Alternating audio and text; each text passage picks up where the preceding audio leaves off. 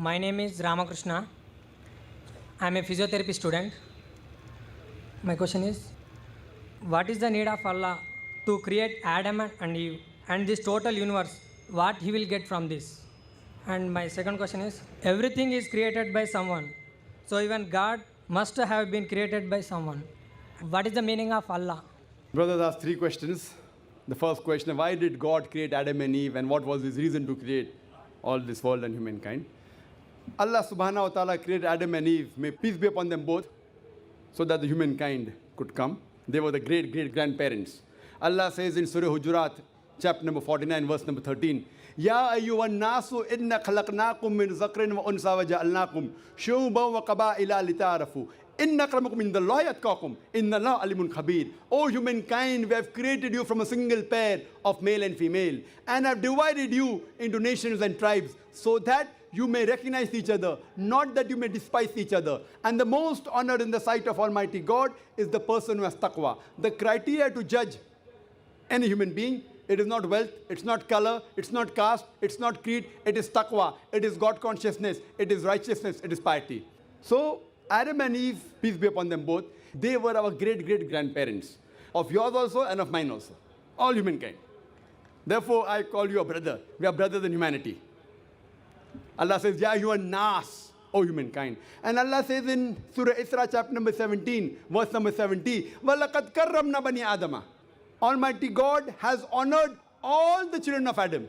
Whether they are born in India, USA, UK, born in a Hindu family, or a Muslim family, or a Christian family, Allah says He has honored all the Bani Adam.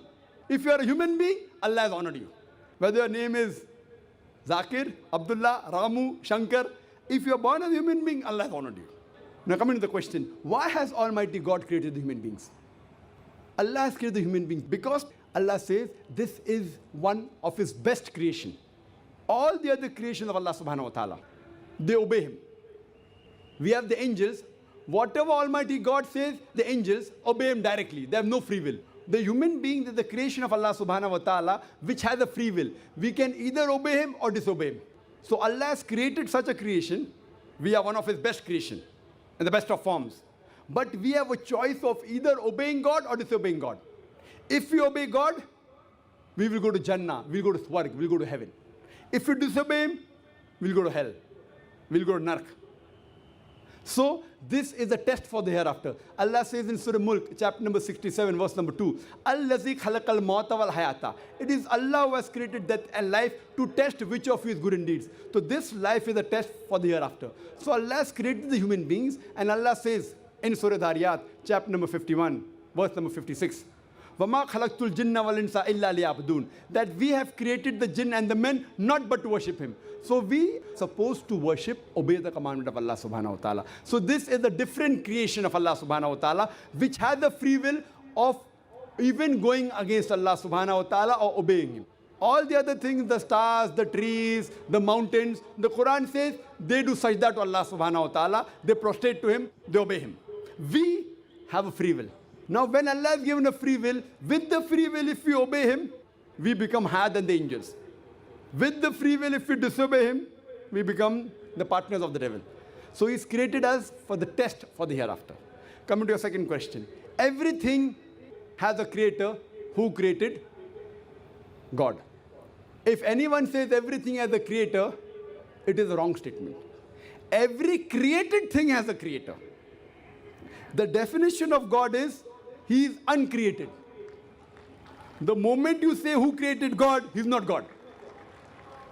The definition of God is He is uncreated. Suppose a person comes and asks you, that brother, my friend John, he was admitted in the hospital. He gave birth to a child. Can you guess, was it a girl or a boy? Can you guess? Try it out. Guess. Can't guess. Why? Can you on the microphone?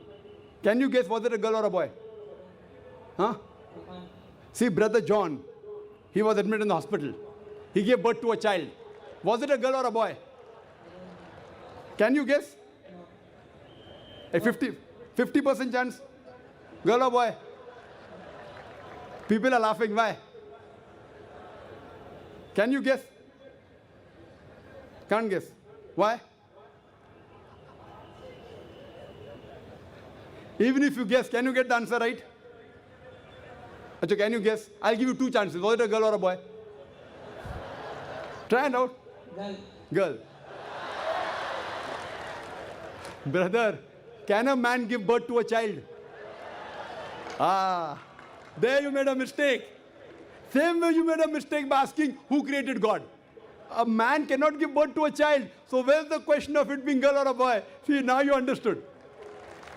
Ah, now that's good, brother. So it was a man cannot give birth to a child. So where's the question of a girl or a boy? So when you're asking who created God, God by definition, Allah by definition is uncreated. The moment you say who created Allah, He's not Allah. Walam yakul lahu kufuwan ahad. There's nothing like Him.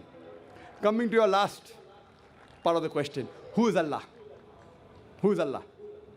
The best definition I can give you is quote to you Surah Ikhlas, chapter number 112, verse number 1 to 4. It's mentioned in the Quran, Kul hu Allahu ahad. Say He's Allah one and only. Allahu samad. Allah the absolute eternal.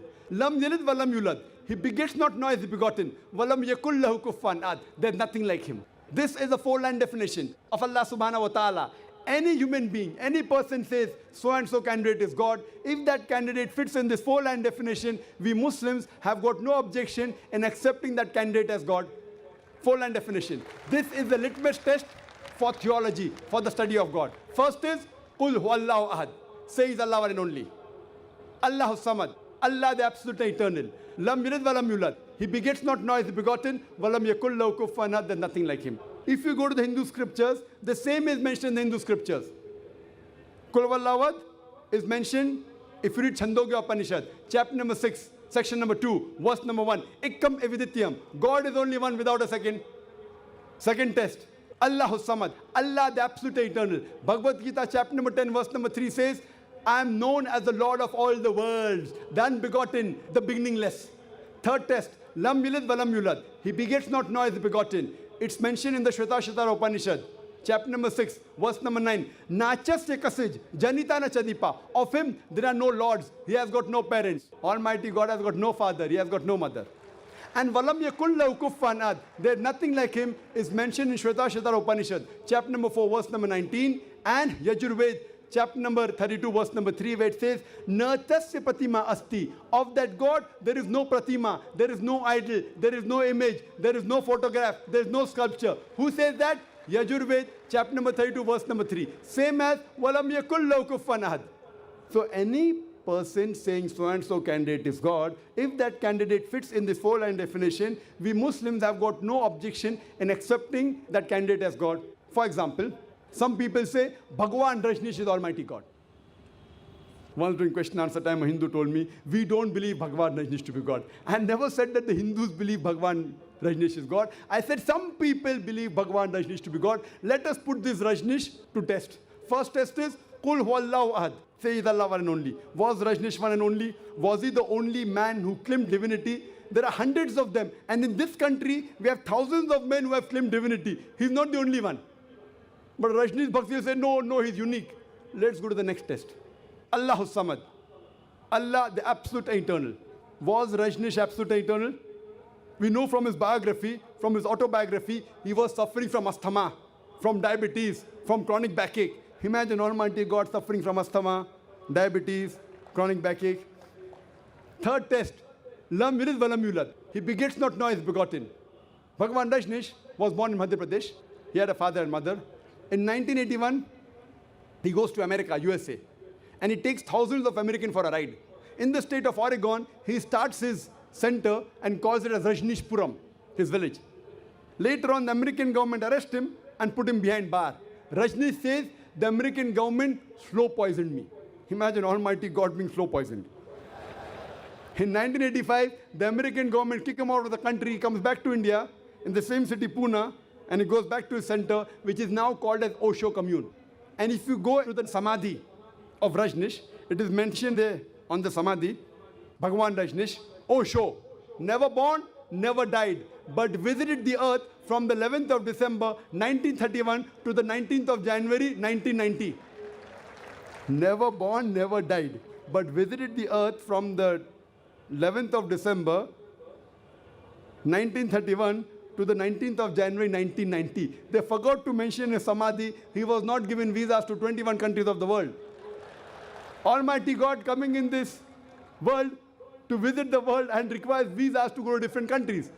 And the Archbishop of Greece said, if you don't remove Rajneesh out of this country, we'll burn his house and the house of his disciples. And the last test, Walam yakul lahu kufuwan ahad, is so stringent that no one besides the true Almighty God can pass. The moment you can compare God to anything, he is not God. Walam yakul lahu kufuwan ahad. We know Rajneesh, like the human beings, had a beard, one nose, two eyes, 2 ears, 2 hands. The moment you can compare God to anything in this world, he is not God. Walam yakul lahu kufuwan ahad. If someone says Almighty God is 1,000 times stronger than Arnold Schwarzenegger. Might have heard the name of Arnold Schwarzenegger?